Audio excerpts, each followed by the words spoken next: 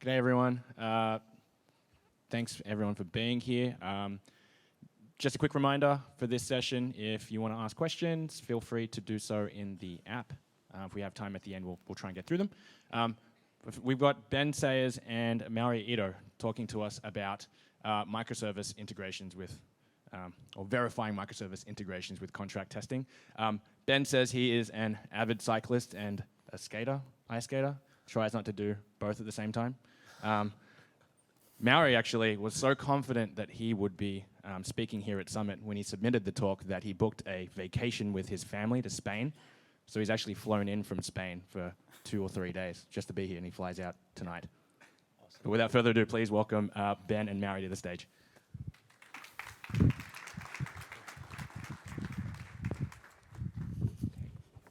Thanks, Kelvin.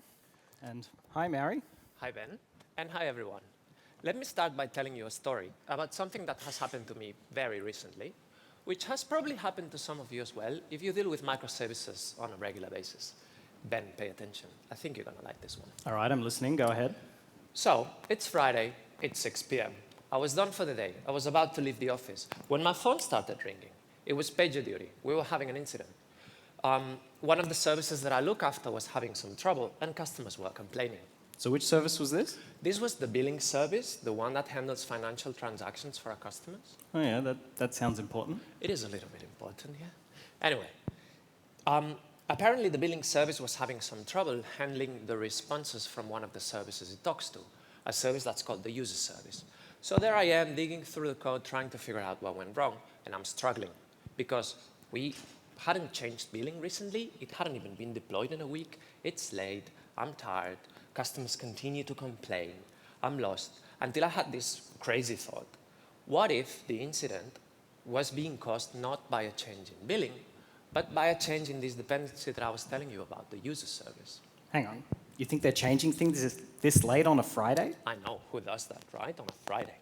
But, you know, at that point, I didn't have any other ideas, and it was a simple thing to check. So I went and had a look into the API documentation of the user service, only to find out that they did actually change things, and we didn't notice. Oh dear.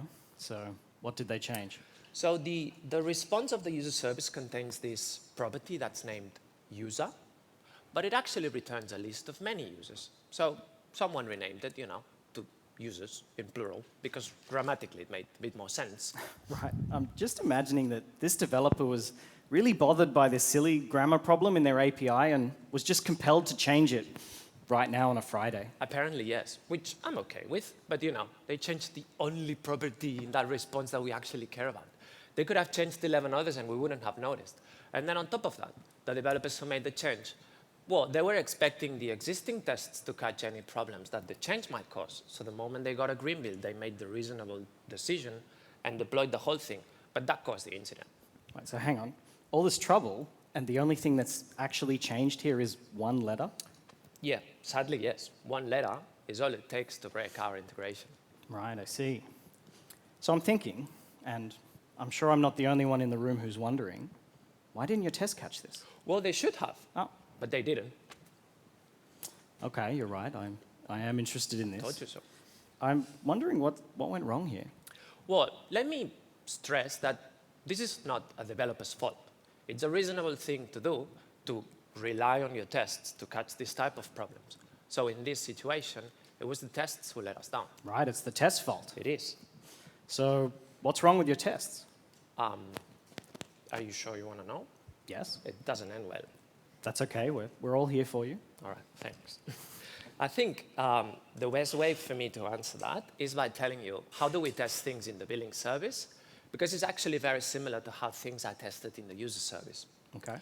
So in the billing service, we have 4 types of tests. We have tests that mock up dependencies, we have integration tests, we have end-to-end tests, and we do some manual testing as well. Okay. Let me start by telling you about this test that mock up dependencies. So that's like unit tests, right? That's right. But in this group, I would also put another type of tests that are a little bit bigger and that mock out any external dependencies that you might have. So these tests are all about verifying the behavior of the billing service. And when that implies talking to another service, instead of talking to a real service, we talk to a mock version of that service. And when I say a mock, I mean a simulation of that service, something that we control. Right, so that works for outgoing dependencies, like requests from billing to the user service. Yeah. What about incoming dependencies, like requests from billing service clients? Do you mock those out too? Yes, we do. And I would put those in this group as well. The second type of tests you're mentioning involve spinning up the billing service and then get the tests to make HTTP requests to the service and then verify the responses to make sure everything is fine. So depending on how you look at it, these tests are simulating the behavior of the billing service clients. Right, the tests themselves are actually the mock billing service clients. That's right. Okay, so that's how things work in billing. And you mentioned that the user service was tested in a similar way. So I take that to mean that they also had tests that used mocks, and some of those mocks were simulating the billing service. Is that right? Yeah, that's correct. So when the user service developers changed their API, why didn't those tests go red? Oh, well, they did. Oh. But then the developer went and fixed them. Oh. And that's essentially the main problem with these tests, is that you just can't trust them. Because in trying to simulate the behavior of all these external systems, they go and make a bunch of assumptions. But nothing actually goes and validates that these assumptions are correct. So then you never know when you're doing wrong. Well, you do, just in production when the customers find it. What? No, we don't do that. Why would you do that to your customers? I'm kidding. Okay, don't say that again. Sorry. So you don't trust these tests that use mocks. Why do you use them in the first place? Well, the thing is, there are a lot of other qualities of these tests that we actually like. Say, for instance, they're very cheap to write and maintain.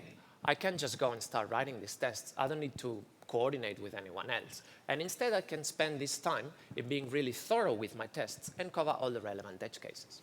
Right. I suppose the tests run quite quickly as well, right? That's right. They are very fast. And that allows us to have them running all the time, even when we change single lines of code, because the faster they run, the faster we catch problems. They're also very reliable. Given we're dealing with a single service here, these tests normally don't go red because of flakiness or infrastructure problems. They're very solid. Right. So there's only one system involved. That's right. So I guess with only one system involved, when the tests do go red, you'll know exactly where the problem is. It's in this one system. That's right. They are very targeted. And that's another thing that we like about them. When they fail, the failure message is very specific and tells you exactly where the problem is and essentially what do you have to do to actually sort it out. Okay. All right, I think I'm starting to get a feel for why you like using mocks in your tests. But maybe mocks aren't the best way to catch integration problems. So what were those other types of tests you said you had? Integration tests, end-to-end tests, and manual tests. Okay. Integration tests sound promising. Tell us all about those. In our integration tests, we try to focus in one set of integrations at a time. So in our example, that would normally involve spinning up the billing service and the user service in a controlled environment, and then exercise the communication between these two. And then if the billing service has another dependency and we want to validate that, then we will write a separate set of tests for that integration. Okay. I don't know about all of you, but to me that sounds exactly like the kind of test that should have caught this problem. What went wrong? Well, being completely honest, we didn't write any integration tests we agreed not to. What? I know, but here's the thing about these tests. Surely you can trust them to catch this type of problems. They're normally very good at that because we're dealing with real systems here. But everything else about these tests sucks. They're really expensive to write. I just can't go and start writing these tests on my own. I need to start talking to all these other teams and set up all these crazy meetings and spend endless hours agreeing on, okay, how do we spin up our services together? How do we wire them up so that they can talk to each other? How do we trigger the tests when either of the sites change? It's crazy. Even when you get that right, they're slow. It takes forever to run these tests because they spin up the whole application and then start doing all these crazy things here and there. And they're also very unreliable. I just can't trust them because given you have all these moving parts, it's very easy for these tests to start go red for crazy reasons that have nothing to do with actual code problems. And then, without noticing, your developer life becomes this endless loop, which I'm sure is going to sound very familiar to you guys and to you too. Let's see. Oh, my tests are red. Okay, don't panic. I'm going to run them again. Essentially, I'm doing this all day. Oh, red again. Okay, it's okay. I'm going to run them again.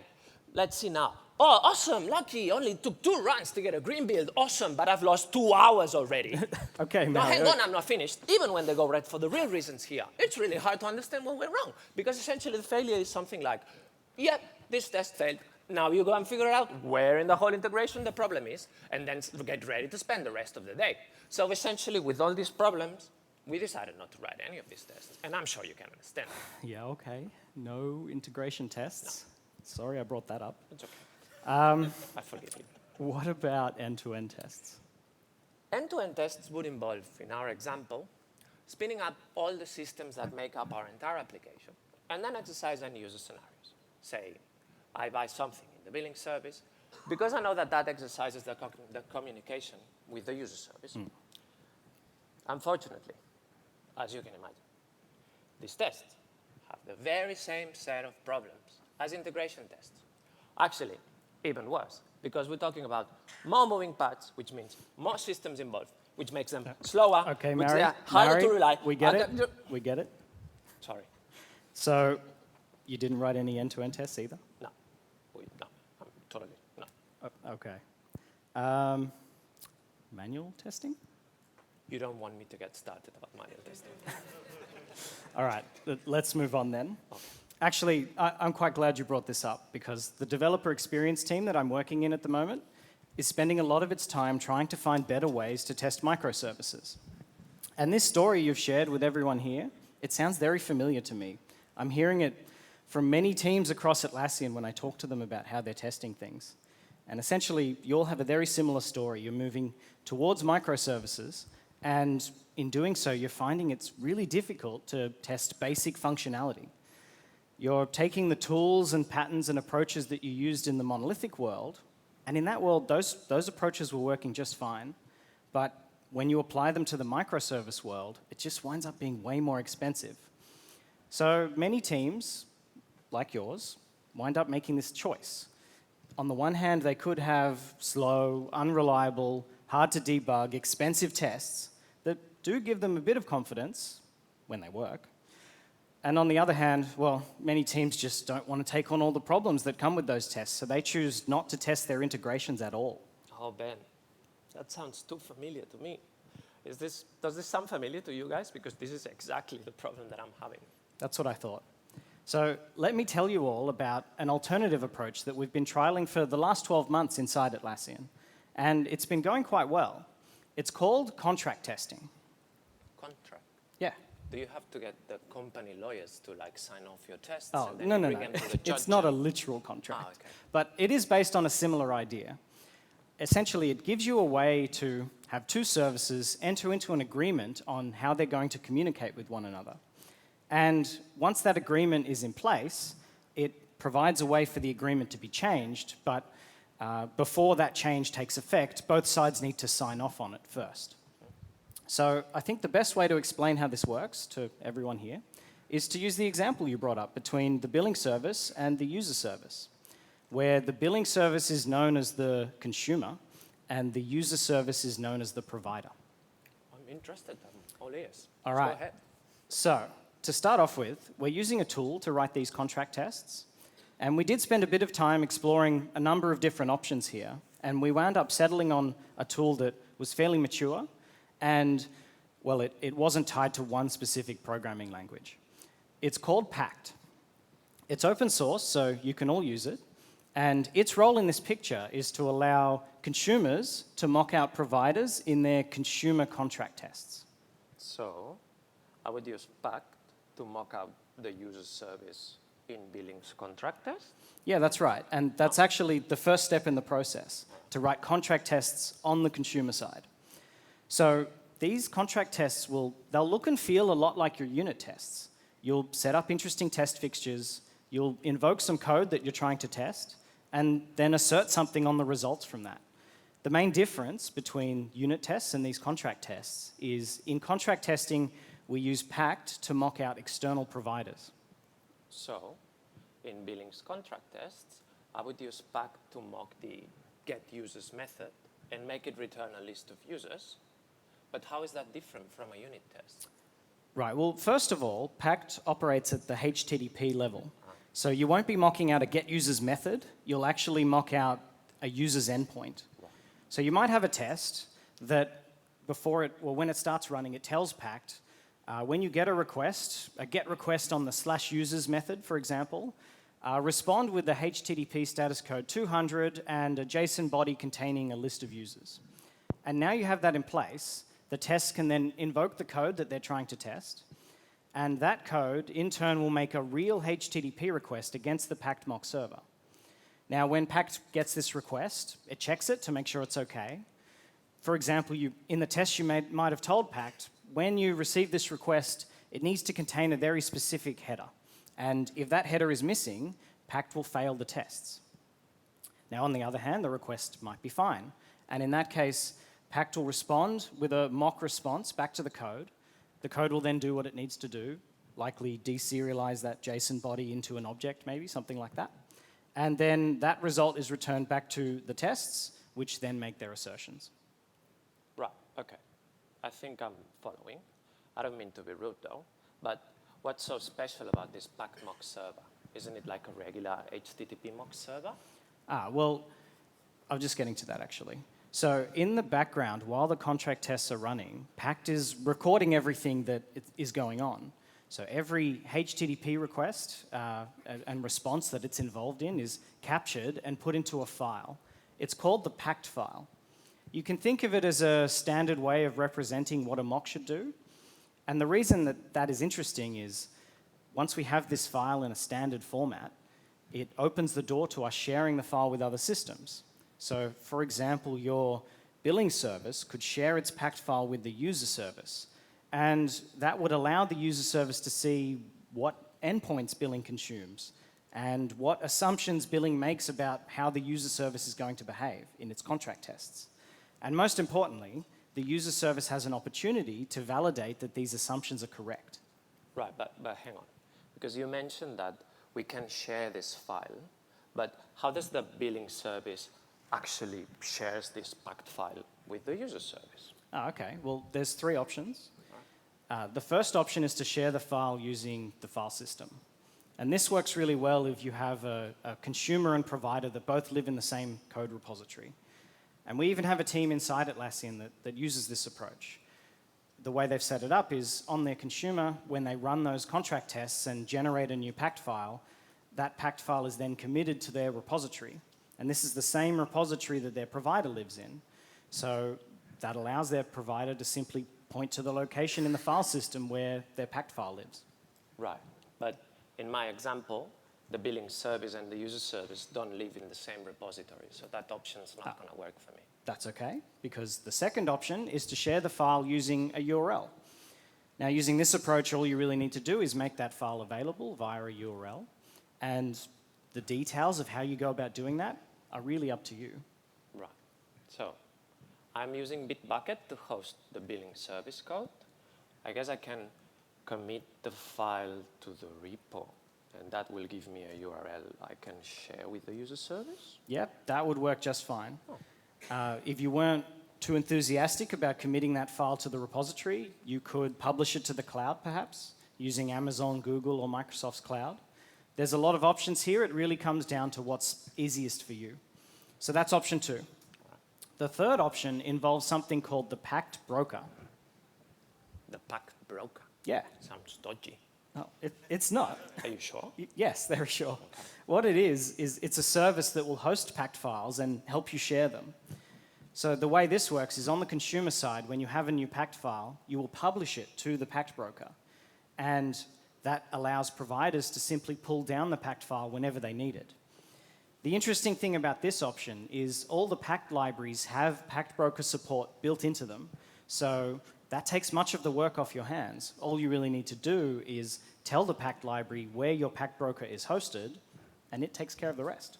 So is there like a public Pact broker that I can use? Unfortunately, there's not. This is a service that you will have to run yourself. And that's the path we've gone down inside Atlassian for most of our teams. We have a private internal Pact broker. All right, OK. So picking up where we left off. Yeah. Let's say I write these tests, these contract tests in billing, and I generate the Pact file. And I managed to share that with the user service using one of these three options that you just mentioned. Yeah. What does the user service actually do with this file? Well, it needs to validate it. So I'll just remind you all, what's inside this Pact file is a recording of everything that happened when the contract test ran on the consumer side. So what we're talking about here is a collection of requests and mock responses. So what happens on the provider side is Pact goes through each of these requests one by one and replays it against a running version of the user service. And the user service will then respond with a real response. And that real response is compared to the mock response from the Pact file, and it ensures that they're compatible with one another. Now, sometimes they're not. Sometimes things can be missing, like the user property. Oh. And if that happens, Pact will fail the tests. Awesome. But that's what I want. That's exactly what you want, Cool. yes. Now, on the other hand, everything might be fine with that response from the user service, and in that case, Pact will pass the validation, and the user service will be free to deploy. All right. Okay. Well, that's pretty cool. Now, all of this was about setting up Pact in the first place. Yes. Let's say that we already had a healthy contract testing relationship between the billing service and the user service, and now the user service wants to make the breaking change that I was telling you about. Yeah. Walk us through how everything would have changed in that scenario. Okay, so the situation you had was a user service developer wants to make a breaking change. And well, the fact that they're making this change in the first place gives me the impression that they thought all the consumers were going to be okay with this change, that none of them would be broken. Yeah, okay. Well, being completely honest, again, we actually didn't know that the billing service and the user service were talking to each other until the incident happened. Oh, really? Yeah. Well, you'd be surprised how often that happens, actually. As the number of microservices goes up, and they're all changing things independently of one another, deploying all the time, it can become really difficult for a developer to keep this graph of ever-changing relationships in their head. I've even been bitten by this myself. I made a change to my API, and shortly afterwards, someone came to my desk and said, "Dude, you just broke my service. What are you doing?" And my response was, "Well, who are you?" I had no idea who this person was, and definitely didn't know they were using my API. How many of you have had something similar happen to you? This happens to me all the time. Well, that's okay. Don't feel bad, because this is where Pact really starts to shine. So the user service developer makes that breaking change. Now, instead of deploying and causing an incident, what they will do is run those contract tests. Now, the user service would be using the Pact broker, and that would allow it to automatically discover all of the Pact files that were meant for it. And one of those would be billing's Pact file. So this is where we'll detect that there's a problem. Now, remind me, it was user got renamed to users, plural. That's right. A very dramatic grammatic change. So, sorry. So in the billing Pact file, there'll be mock responses with the user property in them. And when they're compared to the real responses from the user service, the validation won't pass. And the error message the user service developers will receive here will be very specific. It will tell them which service is broken and what endpoint is involved and what things are actually missing from the response. Okay. And now the user service developers can go and fix these tests, right? No, they can't. In order to actually change the Pact file, you need to update the billing service. Right. So the validation is broken. The user service developers can't fix it, but they are making the change. But they can fix it. So what do we do? How do we go on? Right. Well, now that the user service developers know who they've broken, they know who they need to talk to come to an agreement on how they're going to roll this out. So they should have a conversation. A conversation? Yeah. You want me to talk to people? I do, yes. Oh, come on. Dude, these conversations can be really valuable. Yeah, right. You often wind up talking about more than just this specific issue. You can talk about all sorts of things. Like what? Surprise me. Okay, so for example, have you come to an agreement with the user service on what's going to happen if they have a lot of users in the database? Do they just respond and bombard you with all of them in one go? Or is there paginations? Have you agreed about that? Don't know, but what about when there are no users in the database? Is that even a scenario that can happen? Do you need to worry about that? Or, here's a good one. When you detect that there's an incident, something wrong with your integration, how do you escalate that to the user service developers? Does it count if I figure that out firefighting an incident? No, it definitely does not. All right, okay. Well, I'm not convinced yet, but let's say I talk to people. Yeah. What can the user service and the billing service developers agree to actually roll out this change? Right. Well, the key is that they roll out the change in a way that doesn't break either side. So, for example, the user service could add the new property but not remove the old one, allowing the billing service to migrate. Right. Maybe the user service could be using API versioning, or even the billing service could be updated beforehand to support both the old way and the new way. Something like that. All right. Okay. All right. Now, when you were talking about the Pact file, I had this question that came to my mind. In these tests, I mock up the user service response, and this assumption ends up in the Pact file, right? Yes. So I could be writing a test in the billing service that expects a very specific user to be in the response. Say, the user bank, for example. Sure. So this goes to the Pact file. So now you're on the Pact file. Yeah, that's right. Okay. In order for the user service to actually get this test to pass, the user bank has to be in the database. Yes, in their database. So now you're on the database. Yep. How does that feel? That's great. Cozy? Okay. All right. But at this point, nothing stops me, back in billing, to write another test that expects another user to be in the response, say, someone better. Oh, is that right? Maybe, yeah. Or say no users at all. And all of this gets into the Pact file, right? Yeah. How does the user service get all these tests to pass? Oh, okay. So that's a really good question, actually. And you're right in thinking that in order to get this to work, both services need to come to an agreement on how they're going to... Sorry, they need to come to an agreement on what all the interesting states are. So one of those states was the user Ben is in the database, and another one was there are no users in the database. And let's just say that's all the states for now. And so once we've agreed on that, what needs to happen is while the Pact validation is running on the provider side, the provider needs to know what state it should be in order to get it to work. Okay. Well, let's play this along. I'm in billing, and I'm writing a test that expects the user Ben to be in the database, well, in the response. Okay. So there's a feature called provider states that you'll use. And so in addition to telling Pact what requests to expect and what response to mock out, you'll also need to tell it what state you want the provider to be in order to get this to pass.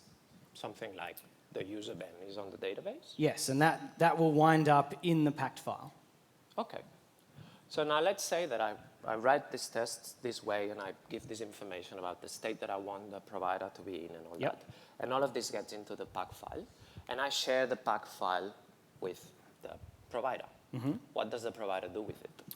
Right, so the billing Pact file will contain these states. And so while Pact is, well, before it starts replaying requests against the running user service, it will actually tell the user service, please change to the state the user Ben is in the database. And once the user service has finished doing that, Pact will replay those requests against the running user service, which will respond with all my user details. So I do hope you have good security. Well, let's not talk about that now. Okay. But explain me one thing. How does the user service actually change of state? Okay. Well, this really comes down to how you've built the service. So, for example, if there were REST APIs that allowed you to create and delete users, you could use those to change the state. Maybe they're not available, though, so you could also write directly to the database using a SQL query. The answer changes depending on implementation details. Okay, right. And what if the billing service needs a whole new state? Okay, well, the first thing you should do here, actually, is find out what other consumers are consuming this API that you're consuming. And the Pact broker is a great way to do this because it keeps track of who's talking to who and can just tell you who all the consumers are. And what you're looking for here is you're trying to find out if some other consumer is already using the state that you need. And if that's the case, you can just reuse what they've done. Now, on the other hand, you might be the first. And in that case, it's another great time to have a conversation.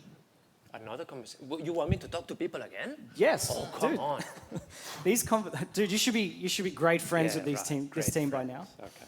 So the way this often plays out is on the consumer side, you'll write these new tests, and when it comes time to mocking out the new state that you need, you'll kind of just make up what values you think make sense. And that allows you to generate a Pact file and take it with you when you go have that conversation. And that helps because you now have a very specific example of what you need from the other team.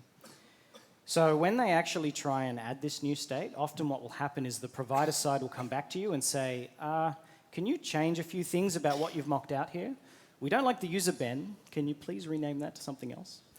Or actually, sometimes what happens is when the provider side tries to write this state, they discover that turns out they don't support or they don't ever respond in this way that you've mocked out. And they'll come back to you and say, can you please delete this test completely because you're worrying about something strange that never happens. We don't respond in this way that you've mocked out, so please just delete that test. So it helps uncover bad assumptions in both ends, not only from the consumer perspective, but also from the provider perspective. Yeah, that's right. Oh, okay. Okay. Maybe I'm starting to see the value in these conversations. I'm glad to hear it. So actually, Mauri, I have a question that I thought you might have asked me by now. Oh, okay.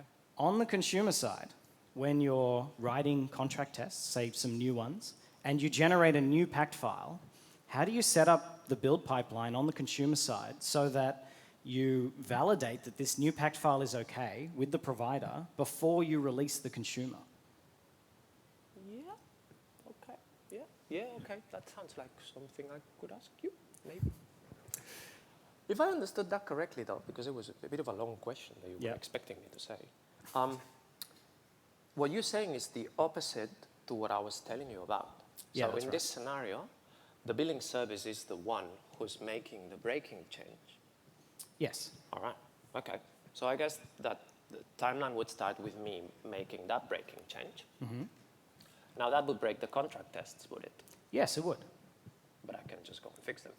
Well, that's true, but I would point out here that when you're changing the contract tests in this way, it's often a sign that you're actually changing the contract. So doing this should set off alarm bells. But I can just ignore these alarm bells. Yeah, but why would you do that? Why would I do that? Why would I do that? Well, no, not me. I'm asking for a friend. Oh, really?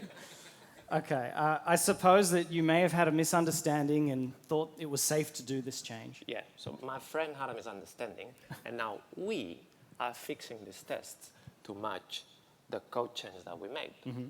So I guess that gets the tests to go green. All of this goes into the Pact file. I have green bills I can deploy. Yes, but the provider hasn't changed yet. Oh, I've caused an incident. You have. All right. Okay, I see the problem now. How do we fix it? Right, so the key here is that you need the provider to validate this new Pact file before you release the consumer, essentially closing the loop. Now, there's a few ways to go about doing this, so you ready for some more options? We ready for some options? Yes, we are. All right. The first option's fairly simple. On the consumer side, you'll run the contract tests, have a new Pact file, and share that through whatever approach you've chosen. And now, before deploying, you or your friend need to actually trigger the validation process on the provider side. You mean manually? Yes. Ben, I thought I was pretty clear on how I feel about doing manual things. Oh, okay. Come on. Moving on to option 2 then. Okay. Actually, you're not going to like this one either. Oh, all right. But listening. I'm going to tell everyone else, okay? It's okay. So this option is for those whose consumer and provider both live in the same repository. And the way it works is when you have a new Pact file on the consumer side, you can simply invoke the validation directly on the provider side because the provider and all its code is checked out alongside you. So everything you need to run the validation is available to you. Okay. Next option, please. All right, you might like this one. So option 3 involves, well, it does require that you're using the Pact broker. And the reason for that is we're using a webhook feature in the Pact broker that is triggered anytime you publish a new Pact file to it. So the way this works is on the consumer side, you'll publish a new Pact file to the broker, which will be configured to automatically trigger a verification build on the provider side. Now, the bit about this you might not like is when that build finishes, the results don't automatically feed back to the consumer side. So it's not going to stop you from releasing the consumer. You will have to keep an eye on it. Right, so it's not fully automated. That's right. But I still like this one more than the manual one, which I hate.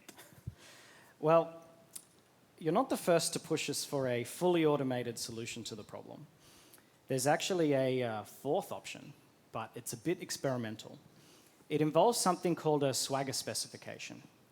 Now, I don't have time to dive deep into what Swagger is all about right now, but the high-level overview is it's a formal way of specifying what a REST API does. And the reason, and it's written by providers, which will include all the details of every REST endpoint they expose and all the inputs and outputs of each of those endpoints. I actually know what Swagger is, because that's what the user service uses to document their APIs. Okay, good. So what we've done is we've been working on a tool that will take a Swagger file from the provider, a Pact file from the consumer, and it will compare these two files together and tell you if they're compatible with one another or not. So we've been using this tool as a complete replacement to the Pact verification process. So I'll just walk you through how it works. On the consumer side, you'll have a new Pact file because you've just made a change, and you'll need to go and get the Swagger file from the provider. You'll give both these files to the tool, and it will tell you if the change you've just made on the consumer is compatible with the provider. Now, a very similar thing happens on the other side, on the provider side, but this time we don't have a new Pact file, we have a new Swagger file. So you'll take that Swagger file, you'll go and get the Pact file from the consumer, and we might have several consumers here, so you may do this several times, and you'll give both files to the tool, and it will tell you if the change you've made on the provider side is going to be compatible with all the consumers. So it's fully automated for both sides. Well, that's pretty cool. I like it. I'm glad. So I would just stress that this is an experimental approach. We haven't yet decided if this is as good at catching problems as the Pact validation. So watch this space. Okay. Well, I think I'm starting to understand what this contract testing thing is all about. Okay, good. So that's a high-level overview of what contract testing is all about, and a little bit about how we've been using it inside Atlassian. And Mauri, I do think it goes a long way to addressing all the concerns you had about how you were testing your microservices today. First of all, contract tests are trustworthy. They give you mocks on the consumer side that are validated to be correct by the provider side. There's no bad assumptions creeping into the mocks. They're also fast. There's no external dependencies slowing them down, causing your build to take 40 minutes or 2 hours. I can't remember how long it was. And, well, they're also reliable. When the tests go red, they mean it. There's no flaky infrastructure causing the test to fail when nothing's actually broken. You won't get stuck in that loop running your tests repeatedly over and over and over again. Awesome. It's not a problem. The tests are also very targeted. When they go red, they'll tell you exactly what's wrong. You won't need to spend half a day trying to find out which system has caused the test to break. And finally, they're low cost to write. They're a little bit more expensive than unit tests, but they're a lot less expensive than integration tests. And integration tests are the ones we're trying to replace here with contract tests. All right, okay. So far, this is sounding pretty good. Now, what can you tell us all about getting started in the contract testing journey? Okay, well, the best place to get started, or the best way to get started, is to visit the Pact website, pact.io. And on that site, you'll find an introduction to Pact, including some details we didn't have time to touch on today. You'll also find getting started guides for a range of different languages. Oh, languages. Does it work for Java? Please tell me it works for Java. It works for Java. Yes, Java! Awesome! You'll find mature language support for Java, .NET, and Ruby. And you'll also, well, if you don't mind living life on the edge a bit, there's beta language support for JavaScript, Python, Swift, and Go. Nice. Okay. But I can't just start writing these tests on my own, right? I need to get the user service to help me along the way. Otherwise, it defeats the purpose.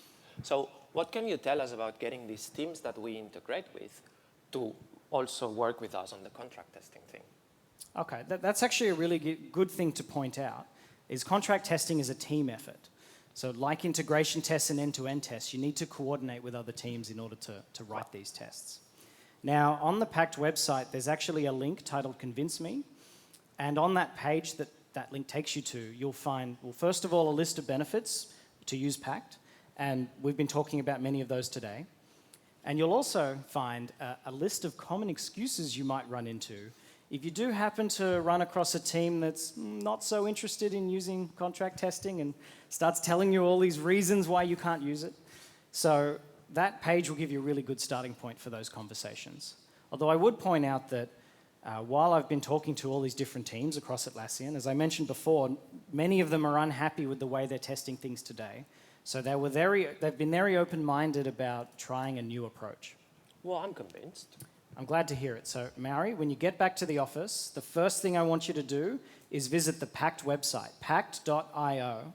In fact, I encourage all of you to visit that site because there is a better way to test your microservices. Contract testing can save you from your next incident. I'm very excited to take this back to my team, Ben, and even start talking to people. Thank you, Ben, and thank you all for listening.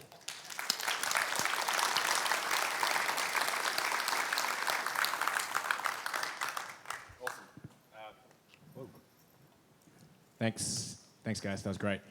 We're short on time, so unfortunately, we won't be having a Q&A. However, Ben and Mauri will be up the back if you'd like to ask them some questions. Just a reminder, please leave feedback in the app. Give them some feedback about the presentation itself. But it's lunchtime now, and I think the lightning talks will kick off at 1:30. Thanks, everyone. Thanks.